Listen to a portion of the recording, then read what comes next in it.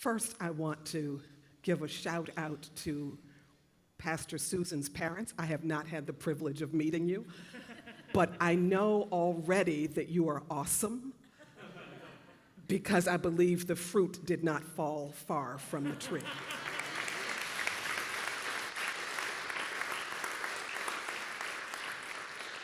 And I know you came here for an installation service, but how wonderful to see and to feel how much your daughter is loved, even when it's not just people putting on because it's an installation service.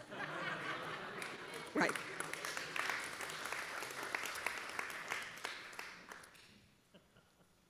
For those of you who know my partner, Zoraida, I extend greetings from her as she has been so pained for the last 6 or 7 months of working on Sundays, and so she's not been able to be here.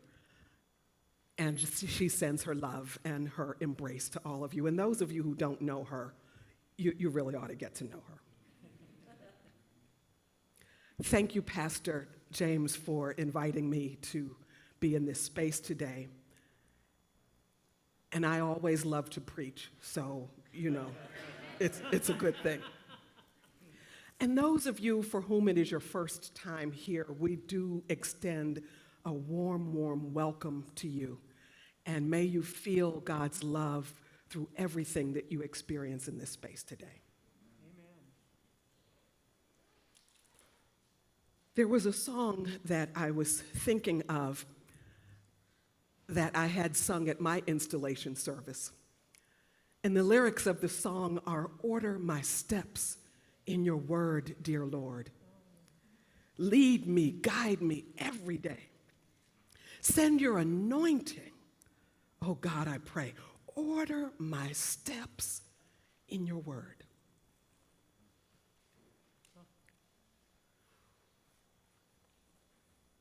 When I was age 14, I experienced a sexual assault. And the aftermath of that, I was understandably very depressed, in great despair and anguish. And so during that season of my life, I had been identifying some days as atheist and other days as agnostic. But in the midst of that despair, I said, I don't know if there's anyone out there, but if there is, give me peace, and I will give you my life. So over the next few days, miraculously, and it really was that, peace blanketed over my heart and mind, over my body and my spirit. And I went on enjoying that peace. And then I remembered the promise that I had made.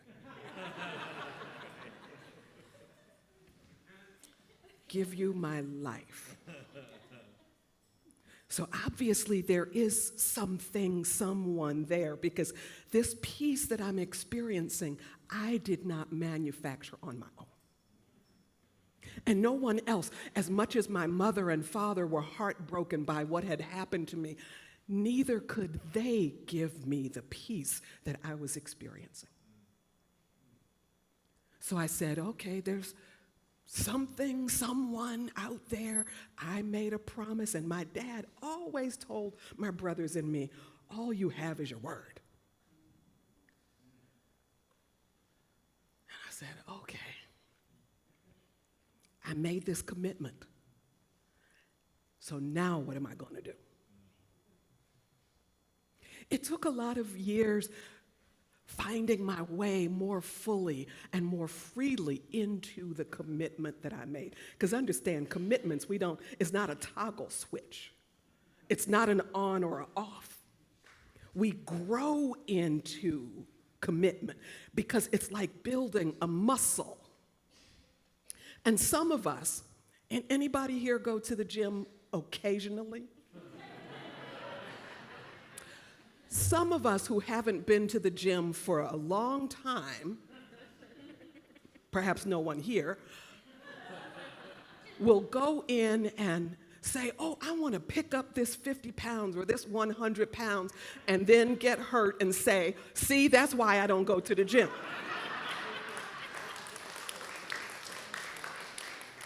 You're applauding because you have friends and loved ones who have told you that report. So here I was, a young 14-year-old, having made this commitment. And I kept growing into it every year. When I was 19, I knew God was calling me to ordained ministry, and I was like, no, we ain't trying to do that. God, I will give you a singing ministry. But I was still growing into the commitment, and years later, I finally said yes. I was 40 years old when I started seminary. Now, some of you might be surprised by that because you might think that was just yesterday.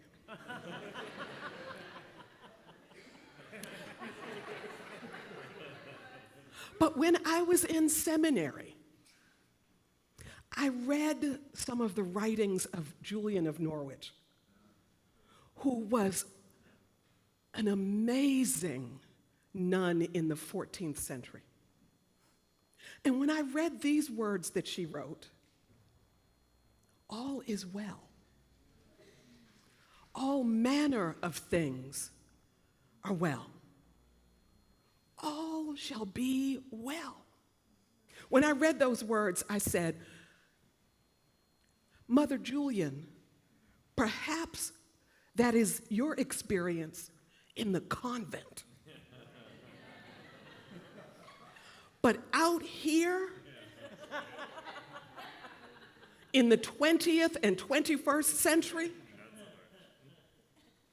we have asylum seekers.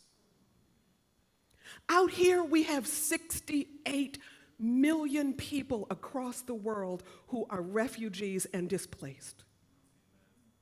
Out here, we have people experiencing sexual assault every 98 seconds. Out here, we have a maternal mortality rate in the US that is skyrocketing, while all other nations it's going down. Out here, Mother Julian, we have an administration that is changing the tides of so much that we hold dear.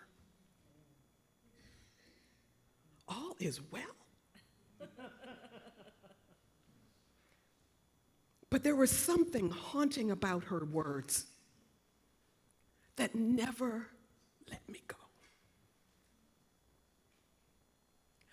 And as I grew that muscle, I came to understand all is well does not mean all is the way Cari wants it. It does not mean everything happens in the timing that Cari is most comfortable with. It does not mean that the people who I think will have my back will always be the ones, but my back will always be had. All is well. I was talking with a friend a couple of days ago who identifies as a cradle UCCer. We had a rich conversation about racism and white privilege and white fragility in this country. I mean, rich conversation. And in that conversation, she said to me, we want so much to be good Christians till it's hard for us to acknowledge where we fall short. Now, if you were like me, I was raised with a theology that suggested I have to get my life fixed in order to come to God. If you were raised with a theology similar to mine, you might believe that you have to earn God's unconditional love.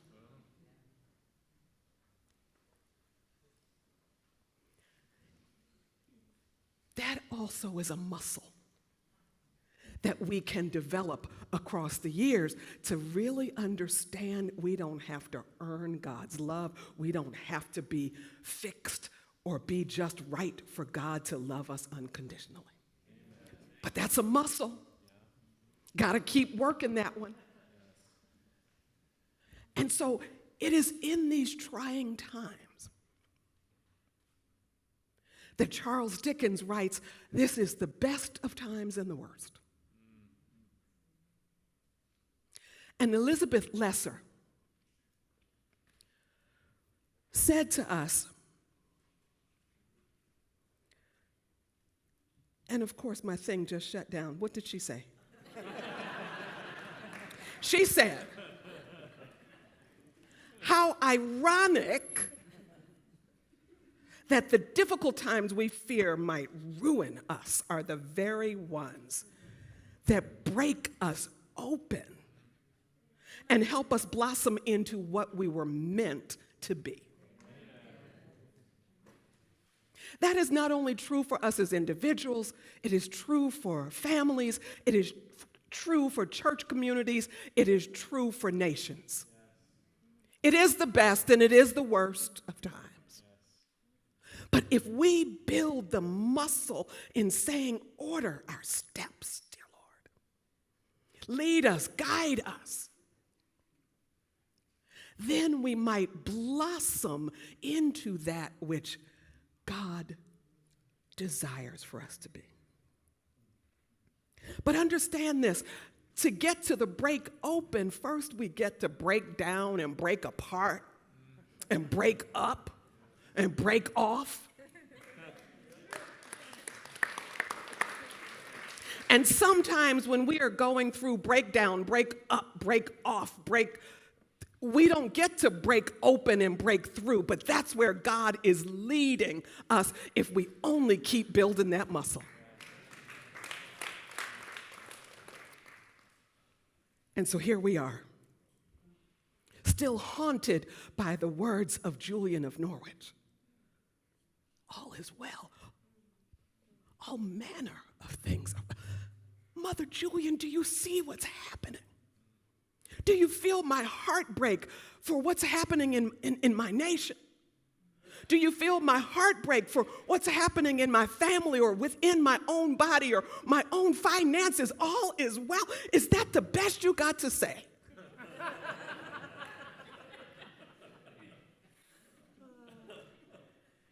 And here it is. It is hard to see the wellness in the season of despair. It's hard to see the wellness in the darkness and the bleakness of our situations. And I think part of what makes it so difficult to see is because our minds can only imagine but so much far beyond the present circumstances in which we find ourselves. Our minds can only figure out but so much. And then we tell ourselves, OMG. It's too hard to keep going. Which justice issue do I fight for today? How do I manage my money today? Is this relationship even worth the time and energy and effort I'm putting into it today? Because our minds can only see just a little farther than what our circumstances are. And so there's a word I want to introduce you to: humanism. Humanism is a life approach that rejects or minimizes the activity of the supernatural and stresses the individual dignity and worth and individual capacity for self-realization through reason. Most of us, with a theology where we have to fix stuff to be good enough to come to God, and a society that says we will measure your value on how much you accomplish and how good enough you are. When you marry those two, of course we have many people who are humanists, relying on their own independent thinking, relying on their own ability to transform the circumstances of their lives, but to understand and to experience the all is wellness that Mother Julian talked about, we have to go beyond humanism. Amen. We can't get to the all is wellness. And so since most of you are Christian and we're in a Christian church, I want to introduce you to another term. This is what I call Christian humanist. A Christian humanist is one who espouses and believes the teachings of Jesus, especially the principles of social justice that Jesus embodied, but often relies on one's own capacity to determine the best way forward, long before saying, God, I need help. Well, the reality is, most of the situations that we're in, the situations that we're facing, were derived by a humanistic approach to the world. And humanism can only take us but so far. Because we slap Christian on the front of it does not really transform how we show up in the world when we're dealing with the greatest challenges we experience.